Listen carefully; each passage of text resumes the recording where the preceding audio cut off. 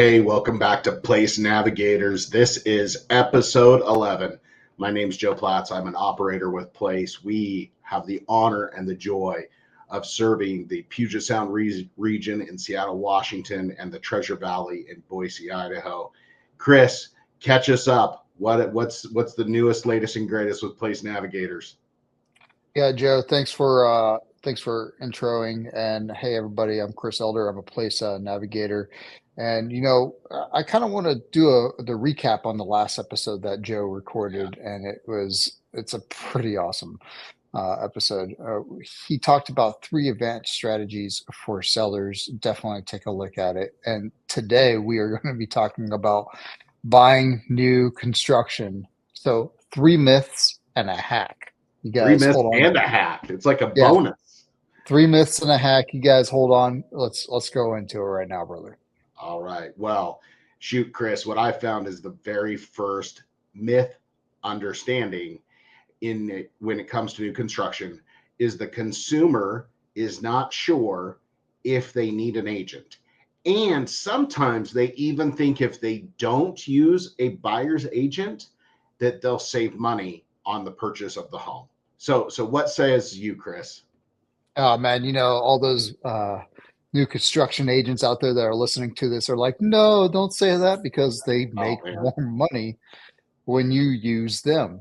And you guys are going to really understand that as we go further on in this. I think, honestly, that agent, people don't realize is that agent is going to try to make the builder the most money possible.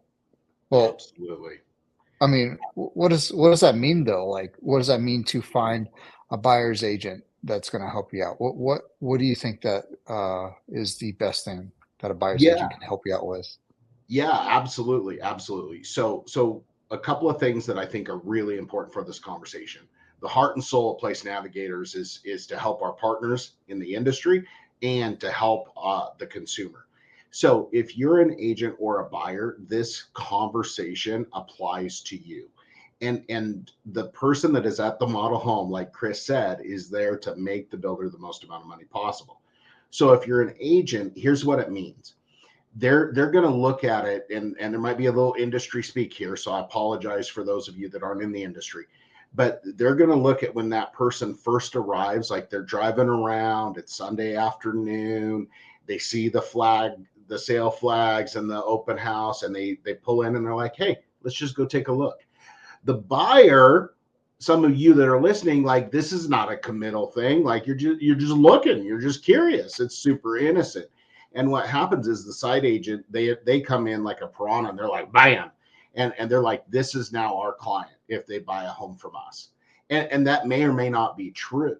But if you, as the agent representing that buyer, hasn't pre-registered them, hasn't reached out to that builder and that kind of thing, then you gotta fight on your hand. And the fight on the hand that you're dealing with isn't just like the fact of whether or not you're going to get paid to be the agent, but now all of a sudden, buyer, this is for you.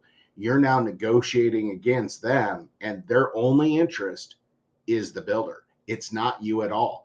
They play nice, they talk nice, but when it comes down to what a builder contract looks like and what those terms and what it ends up being and what they kind of recommend, those things you have to understand are not in the purview of the very best interest of you. So we strongly urge you to consider using an agent even when you buy new construction. And I can tell you, after 20 years, I got stories. We don't have time in this podcast, but you could reach out to me and I tell you stories where you are not likely going to get a better deal by not using an agent. The builder, in almost all cases, will not give you the commission. That's going to go to that site agent. That's kind of like how they make extra money. And so they're not going to give their paycheck away just because you came in without an agent. In fact, they're going to look for every way to make their paycheck bigger. So what a buyer's agent is going to do for you is they're going to actually negotiate with the builder. Now, this is market specific. There's times in my tenure of real estate where we could do more negotiation on behalf of a buyer. And there's times where it's kind of like going to Target and buying a house, or, going to Home Depot and buying a house off the shelf, like you pay the price and all that kind of thing. The agent's job at that point is to help make sure that through the transaction that the delivery of the home is going to be at the highest level possible. And that's because there's things like the home inspection and the walkthrough and any kind of upgrades or incentives that can be negotiated and those kinds of things. So those are things that you got to keep in mind and why an agent's going to serve you well. So just to summarize that one, agent friends, you need to be in front of that, not behind it. And buyers, you need an advocate. Like you need an advocate unless you bought like 20 homes. Like it's just kind of the way it is. So Chris, give us the second myth understanding to new construction. Second myth is it's a new home. Why do I need an inspection? And this comes up all the time. And it makes sense because it's a brand new house. Just like a vehicle, when you buy off the floor, you would expect it to work flawlessly. You think And new is new. yeah, you think new is new, but the thing is what you need to know is the builder has hired many subcontractors. Unlike your automobile that is made in-house, it may have foreign parts from different organizations. That's what I mean by foreign. And then they put it all together in one construction line. That's not how that happens in the home building. Not every house is built the same because they have different contractors. Even in the And same neighborhood. even the same one house right next to another house could be totally different crews. Yeah. And it makes sense because they're trying to save cost, but what that means is not every house in that neighborhood is built the same. Some subcontractors may have excellent mindset, and another subcontractor may cut corners. And I'm not saying that all subcontractors do that, but it is a fact. And what you should really do is look into those homes that are being built and see what the reviews are on those home builders and all that stuff. Ooh. You, It's kind of that's something. spicy sometimes. Yeah, yeah. I know there's a whole entire YouTube channel out there that is going after certain contractors and their different mistakes that they do. And that's why it's so essential that you have your inspector come in there and look at the, the entire house. Have that third party that represents you to take care of your interests and making sure that that home is fully looked over. Don't skip any steps because you won't know what steps they skipped, and you'll end up holding the bill on the end of it because there'll be no consequence to the builder if something's found after you do all that and you waive the inspection. So we highly recommend that you do have an inspection conducted. And then, hey, even have them come back 10 months later and look at because things settle and have them look over the house again and see if there's any justified warranty claims because some of these homes have home warranties that come with them. And if you don't use that home inspector to help you find them, then you won't know about them. And then you'll be holding the bill at the end of that. Joe, what's the third myth?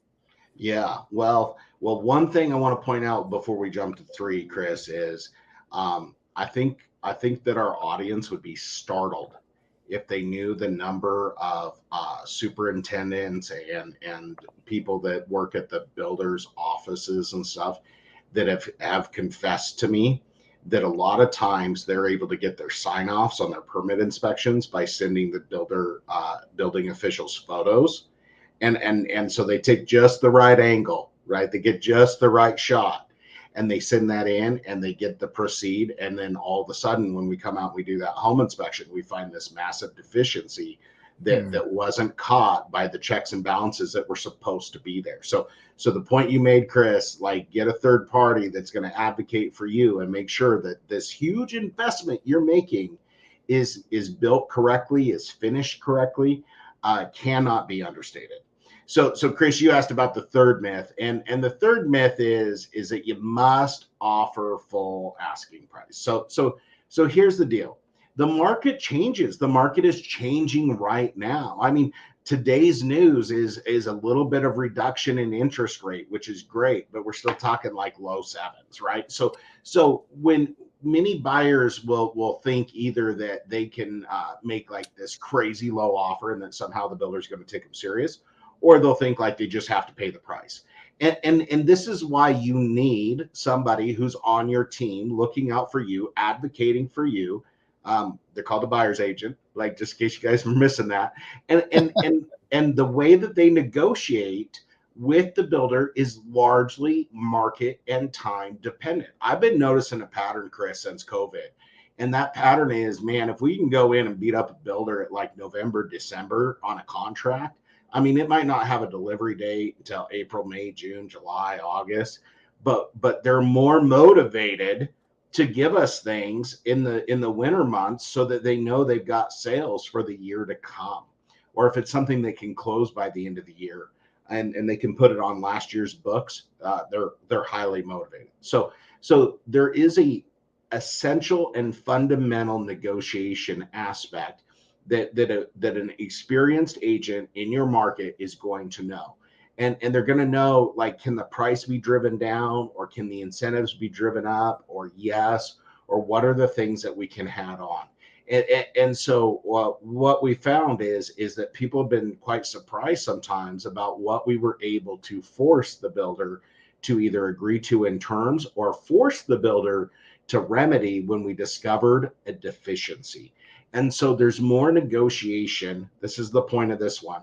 There's more negotiation than it appears in the purchase of a new construction home. And so again, back to point one, this is one of the reasons why, even if you don't use us, we would hate to see you go engage with a builder and be completely unknowing of what you were actually up against. So Chris, we promised 3 myths and a hack. So let's deliver this audience the ultimate new construction hack. What do they need to know? So everybody's seen those new constructions developments pop up, right? Yep. And a lot of people think that buying a home that's new, it's going to appreciate faster. So that's a partial truth, and it really depends on your timing. This is where the hack comes in. So the secret to hacking new construction is being one of the first buyers in the new plat. The builder uses the first sale to push the following sales.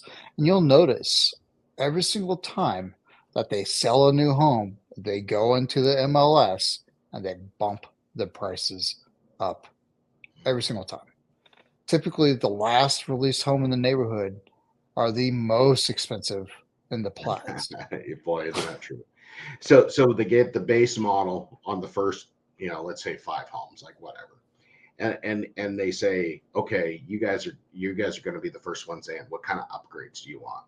Right. And then you buy the carpet delete, add in LVP, you buy the appliance package upgrade, you buy the rear landscaping, you buy the fence, you add the AC, and then they raise that price because you bought those upgrades. Well, once that becomes a sold comp, then when they list the next one at the base, the price of the base goes up to this one because now they got a sold comp that they can give the appraiser and say, well, this one sold for this, but the features, the upgrades, they're not the same. And they just continually use that to raise the prices up. And so, like Chris said, if you want to pay the most and get the least, buy one of the last remaining home. When I drive by and I see the sign and they're like 2 homes left, like to me that's a red flag. Like I wouldn't advertise that if I was sitting the plat. Like like they're trying to create a sense of urgency. But if you're in the know, if you know the hack, you know that those are going to be the most expensive homes in there. Once in a while, if the builder is struggling to sell the last few homes, they'll actually discount them. So there's always an exception to a rule. Nothing's an absolute, but in most cases, that's what you're up against. So if you really know that you have a strong interest in new construction, find a plat that's just starting to build, and you'll make the most amount of money. So let's wrap this up, Chris. How do we land this plane? In the market, the moment's the first time buyer usually find a tremendous opportunity in buying new construction. But our builders offering our builders are often offering closing costs, buy downs, etc., that help affordability of getting home ownerships. This works for others too, relocating to a new area, downsizing, sizing, and etc. And using these three myths, just knowing these three myths and having this construction hack um, can really help you in your next home purchase. Yeah. Yeah, for sure. For sure. Um, Number one threat to housing, we've talked about it in many of our episodes, is 100% affordability. And because these guys, these builders, well, not all guys, these builders are churning out homes, their need to sell, their need to keeping the machine running is high enough that we do find in this higher interest rate, high price market, that there is some real opportunity to speak to that affordability situation. I meet somebody every day, Chris, that they don't necessarily want to live in a neighborhood. They don't necessarily want to have an HOA. Like they've got some real preferences, and they're 1,000% valid. But if you are that first time buyer, or you're going into a new area, maybe the affordability is different than where it was where you came from, or you're really looking to downsize and not have a lot of maintenance or those kinds of things, new construction can be a really good opportunity for you in those applications. But we really want to make sure that you have that laser beam focus and that you don't make any of the mistakes we mentioned. As we wrap up, we just want to encourage you, our listeners, we're nothing without you. Please make sure you like, follow, subscribe, whatever platform you're on. Ask us questions, shout out, let us know if we can help you buy, sell, or invest in real estate. And it would mean the world to us if you heard one of our episodes and you thought of someone that this information would help, if you'd shoot them one of the episodes and ask them just to check it out. With that being said, Chris, I think we're going to put this one to bed, and we'll catch you guys on the next one at episode 12. You guys take care.